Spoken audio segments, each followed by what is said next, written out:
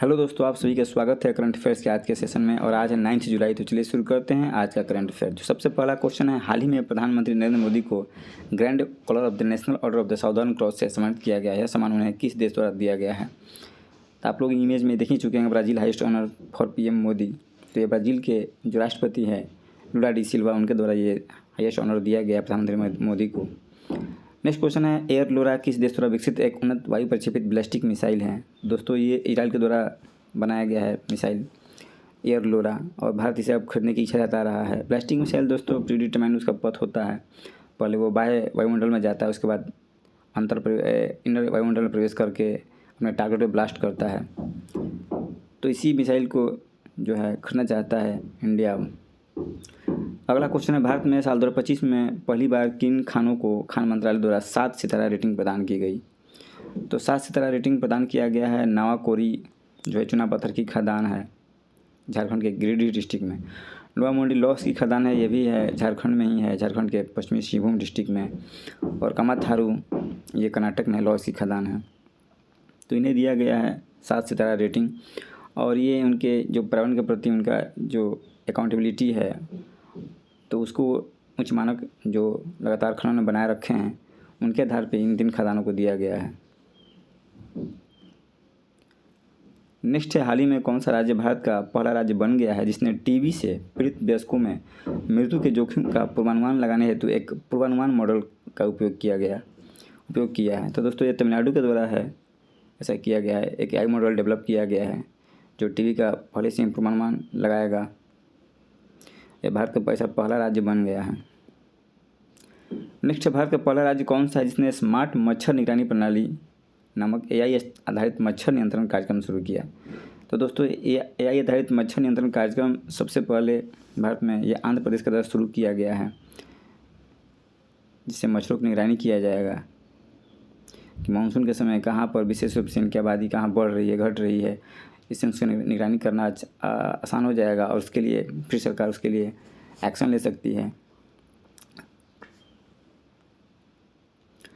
Next है, हाल ही में किस देश ने भारत और बांग्लादेश के निवासियों के लिए नामांकन आधारित गोल्डन वीज़ा कार्यक्रम की शुरुआत की, जिसमें निवेश की अनिवार्यता नहीं है? तो ये शुरू किया गया है संयुक्त अरब अमीरात के द्वारा। और ये भारत और बांग्लादेश के जो नागरिक हैं उनके लिए पायलट नामांकन आधारित गोल्डन वीज़ा कार्यक्रम शुरू किया गया है, जिसमें यह नई नीति में जो है लगभग 23-24 लाख रुपए का शुल्क भुगतान करके UAE के आजीवन निवास जो नागरिकता है प्रदान मिल सकता है। जो पिछली गोल्डन वीज़ा थी उसमें संपत्ति या व्यवसाय में निवेश की आवश्यकता होती थी, वहाँ पर निवेश करना पड़ता था, उसके बाद में आपको वहाँ पर निवास का अधिकार प्रदान किया जाता था। परंतु इसको हटा करके अब आप सीधे निवेश नहीं करके अब खरीद सकते हैं। 23 लाख रुपया दीजिए और अपना निवास अधिकार ले लीजिए। नेक्स्ट है, हाल ही में सूर्य के वायुमंडल की निचली परतों में खगोलविदों द्वारा किस प्रकार की नई संरचनाओं की खोज की गई है जो सौर चुंबकीय ऊर्जा की गतिशीलता को समझने में सहायक हैं? तो दोस्तों ये खोज किया गया है छोटे प्लाज्मा लूप का। सूर्य के सतह पर जो उसका क्रोनोस्फीयर होता है, तो उस पर वहाँ पर देखिए इमेज में आपको दिख रहा होगा एक सोलर लूप। ये मुख्य रूप से जो सोलर मैग्नेटिक फील्ड होता है, सूर्य का मैग्नेटिक फील्ड, उसके कारण से ये लूप बनता है जो 1000 से 2000 किलोमीटर लंबा हो सकता है। और इसी लूप में प्लाज्मा का प्रवाह होते रहता है। यही लूप है, इसी की खोज किया गया है।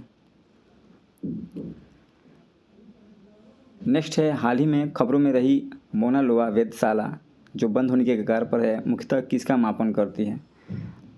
तो दोस्तों एक कार्बन डाइऑक्साइड की मापन करती थी मोना लोआ में, और ये 65 साल से ये एक्टिव था, इसका मतलब काम कर रहा था।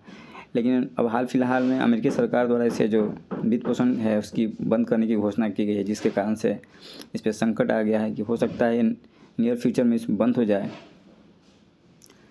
नेक्स्ट है, हाल ही में किस राज्य सरकार ने अरावली पहाड़ियों में एशिया की सबसे बड़ी जंगल सफारी विकसित करने की घोषणा की है? तो एशिया की सबसे बड़ी जंगल सफारी की घोषणा किया है हरियाणा सरकार के द्वारा। जो अरावली की श्रृंखला हैं उनके आसपास में ये विकसित किया जाएगा जंगल सफारी। दोस्तों ये देखिए, तो ये लगभग 10,000 एकड़ वन भूमि को कवर करेगा और इसका मुख्य लक्ष्य है कि पर्यावरण का संरक्षण दिया जाए और इको टूरिज्म को बढ़ावा दिया जाए, जिससे सरकार की आय भी बढ़ेगी। नेक्स्ट है, हाल ही में किस देश की संसद ने जेनिफर गेर्लिंग सिमन्स को देश की पहली महिला राष्ट्रपति के रूप में चुना है? तो ये चुना गया, सूरीनाम की राष्ट्रपति बनी है पहली महिला राष्ट्रपति। ये रहा इनके इमेज, जेनिफर सिमन्स। और अभी हाल फिलहाल में वहाँ पर चुनाव हुआ जो, तो इसमें ये विजयी हासिल हुई, निर्विरोध चुनी गई। दोस्तों ये इनके सामने कोई प्रत्याशी उम्मीदवार खड़ा ही नहीं था, ये निर्विरोध चुन ली गई हैं। और सूरीनाम में भी आर्थिक संकट से देश घबरा रहा है, तो इनके लिए चैलेंजेस भी बहुत काफ़ी हैं। बिहार से देखते हैं, हाल ही में किस राज्य सरकार ने युवा आयोग यूथ कमीशन के गठन को मंजूरी दी है, जिसमें 18 से 45 वर्ष की आयु के युवा को शामिल किया जाएगा? तो दोस्तों ये बिहार सरकार के द्वारा यूथ कमीशन बनाया गया है युवाओं के लिए, जिसमें सीएम नीतीश कुमार ने अभी कैबिनेट का बैठक हुआ था, तो उसमें यह फैसला लिया गया कि युवाओं के लिए, उनके रोज़गार, उनको प्रशिक्षण देने के लिए, इन सब चीज़ों के लिए एक यूथ कमीशन बनाया जाए। नेक्स्ट है, बिहार सरकार द्वारा हाल ही में की गई घोषणा के अनुसार बीपीएससी और यूपीएससी की प्रारंभिक परीक्षा उत्तीर्ण करने वाले पुरुष दिव्यांग अभ्यर्थियों को क्रमशः कितनी प्रोत्साहन राशि दी जाएगी? तो दोस्तों ये जो दिव्यांग अभ्यर्थी किसी वर्ग के हैं, तो इनको अगर बीपीएससी की परीक्षा पास करते हैं तो प्रीलिम्स तो 50,000, और यूपीएससी की प्रीलिम्स पास करते हैं तो मेंस की तैयारी के लिए 1 लाख की जो राशि प्रदान की जाएगी। ये भी फैसला लिया गया कैबिनेट में। नेक्स्ट है, बिहार राज्य प्रवासी मजदूर दुर्घटना के फलस्वरूप मृत्यु होने पर मृतक के आश्रित को कितनी आर्थिक सहायता प्रदान की जाती है? तो दोस्तों कोई भी प्रवासी मजदूर है बिहार का, अगर किसी दुर्घटना में उसकी मृत्यु हो जाती है तो उसके आश्रित को 2 लाख रुपया आर्थिक सहायता के रूप में दिया जाएगा।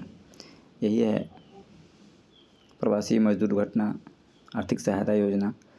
इसमें 2 लाख की राशि दी जाएगी, और अस्थायी पूर्ण अपंगता की स्थिति में 1 लाख, और आंशिक जो है अपंगता की स्थिति में 50,000 रुपया दिया जाएगा।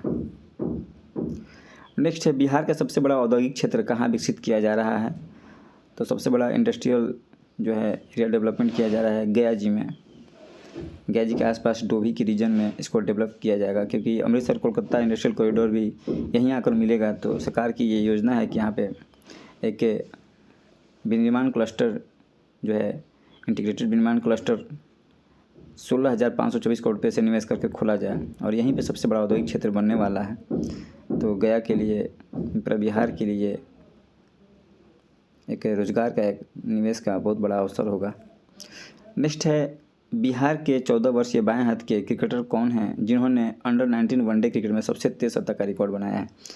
तो दोस्तों ये बनाया है वैभव सूर्यवंशी ने। 52 गेंद पे इन्होंने 10 चौके और 7 छक्के लगा करके 100 रन बनाए हैं, और अंडर-19 वनडे क्रिकेट में ये रिकॉर्ड हो गया है। नेक्स्ट है, नेशनल शहरी हेल्थ मिशन के तहत बिहार में कितने ज़िलों में पॉलीक्लिनिक खोले जाएंगे? तो दोस्तों ये 19 ज़िले में खोले जाने हैं पॉलीक्लिनिक। सरकार का ये योजना है कि नेशनल शहरी हेल्थ मिशन के तहत पॉलीक्लिनिक खोला जाए, तो 19 ज़िले में खोला जाएगा। पॉलीक्लिनिक दोस्तों एक जगह जो बेसिक सुविधाएं हैं, या जिसमें मान लीजिए कि कोई जांच है और दवा वगैरह सब चीज़ सुविधाएं एक ही जगह पर मिल जाती हैं, तो मरीजों को अलग अलग जाना नहीं पड़ता है। तो ऐसी सारी सुविधाओं, सारी जो प्राथमिक स्वास्थ्य केंद्रों में ऐसी जो है पॉलीक्लिनिक खोलने की योजना है सरकार की। तो आज के करंट अफेयर्स दोस्तों इतना ही था। Thank you.